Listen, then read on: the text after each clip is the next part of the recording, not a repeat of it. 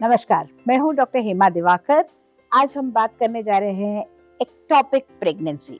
Pregnancy तो आपको सबको जानकारी है, अच्छा खबर है। अभी-अभी शादी हुई है, प्रेगनेंसी चाह रहे थे, प्रेगनेंसी हो गया, पीरियड्स मिस हो गए। लेकिन प्रेगनेंसी का लोकेशन या उस कहाँ पर वो प्रेगनेंसी बसना चाहिए, आपके बच्चेदानी में या यूट्रस जो हम कहते हैं उसके अंदर प्रेगनेंसी बैठना चाहिए, क्योंकि यूट्रस एकमात्र ऑर्गन है अपने बदन में जो इतने छोटे प्रेगनेंसी से लेके इतने मोटे प्रेगनेंसी तक इलास्टिक बैग जैसा एक्सपैंड हो सकता है, आसानी से प्रेगनेंसी को अकोमोडेट कर सकता है। वो नॉर्मल प्रेगनेंसी कहलाती है। अगर प्रेगनेंसी बच्चेदानी में न हो, द प्रेगनेंसी बैग के वो बाहर है, तो उसको हम कहते हैं एक्टोपिक प्रेगनेंसी। बाहर मतलब कहाँ हो सकती है?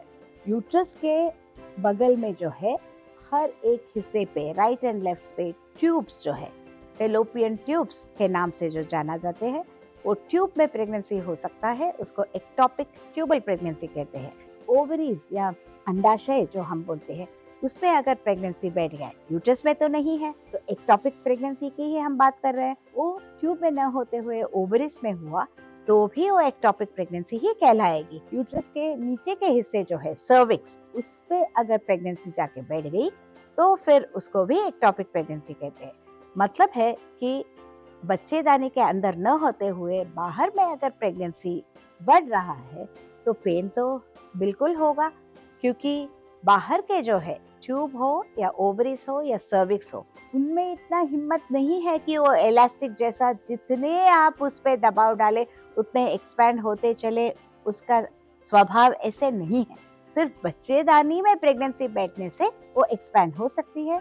बच्चा बड़ा होते समय बच्चेदानी भी बड़ी होगी और आसानी से आप 9 महीने उसको झेल पाएंगे। लेकिन एक्टोपिक प्रेगनेंसी में बच्चा जब भी बढ़ रहा है तो स्ट्रेचिंग वाले जो पेन होती है वो तो बड़े मानो खतरनाक पेन होती है, क्योंकि एक थैली में आप 2 किलो चावल डाल सके लेकिन आप 10 किलो डाल रहे तो कैसा, वो बैग तो फट ही जाएगा। वैसे उसका असर होता है कि एक्टोपिक प्रेगनेंसी भले ट्यूब में हो, भले ओवरी में हो या सर्विक्स में हो, एब्डोमेन में हो, वो एक्सपेंशन जो उस खींचा खींच होता है उससे तो बहुत बहुत बहुत आप संभाल नहीं सकते, उस हद तक आपको पेन होगा। और डीप सीटेड पेन मतलब अंदरूनी, कहीं आप बाहर से एक जगह पे बता नहीं सकते कि भाई मुझे इधर पेन हो रहा है, एकदम अंदर के हिस्से में, बदन के अंदर के हिस्से में, lower part of the abdomen जिसको हम पेल्विस कहते हैं, समवेयर डीप सीटेड पेन आपको होगा। वो पेन आप सह नहीं पाएंगे। कभी पेन के साथ चक्कर भी आ सकता है, कभी आंखों के सामने अंधेरा भी आ सकता है। इतने अचानक से आपको पेन होने लगा ताकि आपका माहवारी जो है, पीरियड्स भी मिस हो गए हैं। आप समझ रहे हैं कि आपको प्रेगनेंसी होने का पूरा मौका है, क्योंकि आपका पीरियड्स आगे चला गया है, आपको शायद नौसिया, वॉमिटिंग, थोड़े उल्टी जैसे भी आ रहे। भाई प्रेगनेंसी तो है लेकिन ये पेन कहाँ से आया? क्योंकि ये प्रेगनेंसी है लेकिन बच्चेदानी में नहीं है। एक्टोपिक प्रेगनेंसी है, बच्चेदानी के बाहर है, इसलिए आपको पीरियड्स भी मिस हुआ, प्रेगनेंसी भी कंफर्म हो गई, लेकिन प्रेगनेंसी सही जगह पे न होते हुए बच्चेदानी से बाहर या एक्टोपिक लोकेशन में है। इसको हम कैसे संभालें और कितने जल्दी से इसको हम डायग्नोज कर सकते हैं, वो नेक्स्ट अगला आपका प्रश्न होगा। लेकिन ये भी एक प्रश्न उठता है कि एक्टोपिक प्रेगनेंसी होने के समय बच्चेदानी क्या करेगा? उसके नॉर्मल जो है ब्लीडिंग वो चलता रहेगा, क्योंकि बच्चेदानी में तो प्रेगनेंसी नहीं है, तो महीना तो आना चाहिए। लेकिन ऐसा नहीं होता। बच्चेदानी को जानकारी ये है कि कुछ तो भी गड़बड़ हो रहा है, क्योंकि प्रेगनेंसी है, बच्चेदानी में नहीं है, बाहर है, तो हार्मोन्स के चेंजेस भी होंगे। तो यूट्रस बड़े कंफ्यूज होके थोड़े आज, थोड़े कल, थोड़े थोड़े थोड़े थोड़े ब्लीडिंग उसका हो सकता है। मतलब हम उसको कहते हैं वीपिंग यूट्रस। मतलब यूट्रस रोने लगा कि अरे भाई मेरे इधर प्रेगनेंसी नहीं हुआ, बाजू में प्रेगनेंसी हो रहा है, मेरा काम भी सही नहीं हो रहा है, प्रेगनेंसी भी अच्छा से आगे नहीं बढ़ रहा है। तो कई लोगों में ये ब्लीडिंग नॉर्मल तरीके के मेंसेस नहीं होते हुए थोड़ी बहुत ब्लीडिंग जरूर हो सकता है, लेकिन ब्लीडिंग न होते हुए भी एक्टोपिक प्रेगनेंसी हो सकते हैं।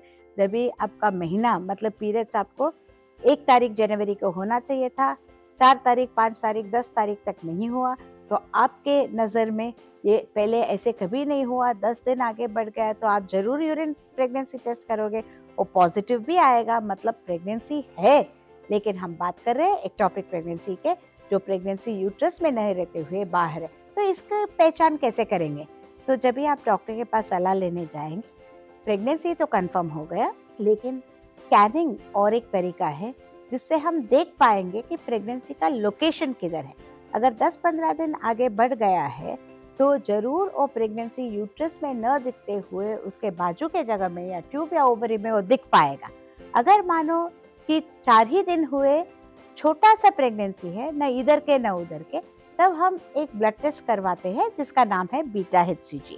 अगर आप प्रेगनेंसी न हो तो बीटा HCG का अंश रहेगा 0, लेकिन प्रेगनेंसी है तो जरूर बीटा HCG का अंश 25 यूनिट्स हो सकता है, 250 यूनिट्स हो सकता है, 2000 यूनिट्स हो सकते हैं।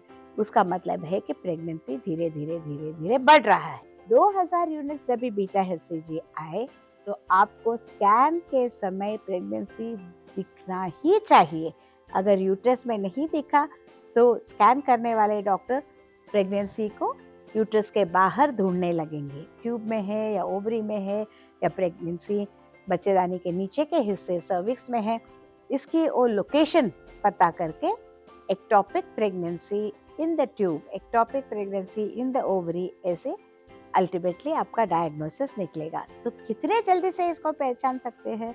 अगर आप मिस्ड पीरियड के बाद आए, बीटा HCG 1500 2000 के करीब उसके यूनिट्स आ गए और आपने स्कैनिंग करवाए, उसके साथ साथ इरेगुलर एबनॉर्मल ब्लीडिंग है और बहुत सारा पेन भी है, तो ये सभी को मिला के हमारे मन तो जरूर एक्टोपिक प्रेगनेंसी के बारे में ही सोचेगा।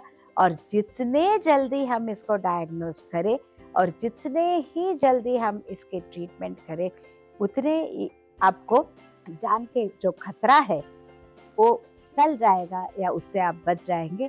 क्योंकि आप जरा सोचिए कि एक ट्यूब जिसमें सिर्फ आपका एक बाल अंदर जा सकता है, उतना नैरो उसका पैसेज है, उसमें अगर प्रेगनेंसी बढ़ता हो तो एक पाइपलाइन बर्स्ट होने के जैसे ट्यूब भी बर्स्ट होगा तो अंदर आपके बच्चे जाने के इर्द गिर्द वो ट्यूब के जरिए ब्लीडिंग होगा।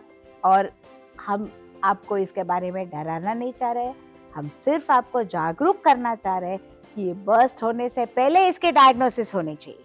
उसके तरीके आज के दिन में है, क्योंकि मिस्ड पीरियड का डेट्स, बीटा HCG का वैल्यू और स्कैनिंग, ये तीन मिला के जल्द से जल्द, मतलब खतरा होने से पहले हम इसके डायग्नोसिस हाथ में पकड़ के उसका जो सही इलाज है, अगर लैप्रोस्कोपी के जरिए उसको हम टैकल कर सकते हैं या इंजेक्शन देके वहीं के वहीं प्रेगनेंसी मुरझा जाने जैसे कर सकते हैं। कुल मिला के आपको जान को धोखा न हो और ब्लीडिंग अंदर ही अंदर नहीं हो, उससे पहले हमको एक्शन लेने में ये सभी चीज़ें मदद कर सकती है। इसलिए नेक्स्ट टाइम अगर आपको ये संदर्भ या सिचुएशन आई कि आपका मेंसेस भी आगे चला गया, दर्द भी हो गया, इरेगुलर ब्लीडिंग भी हुई, वॉमिटिंग नॉसिया हुआ, यूरिन प्रेगनेंसी टेस्ट पॉजिटिव आ गया, प्रेगनेंसी का लोकेशन करना सबसे महत्व है। और जल्दी से जल्दी आप कॉम्प्लिकेशंस होने से पहले आपके डॉक्टर को बता दीजिए और डॉक्टर के पास पहुंच जाइए। सही समय पर सही डायग्नोसिस होने से प्रॉब्लम तो है, लेकिन इसका सोल्यूशन जो हम कहते हैं इसका हल भी हो जाएगा और आप सेफ तरीके से इस खतरे से बच सकते हैं।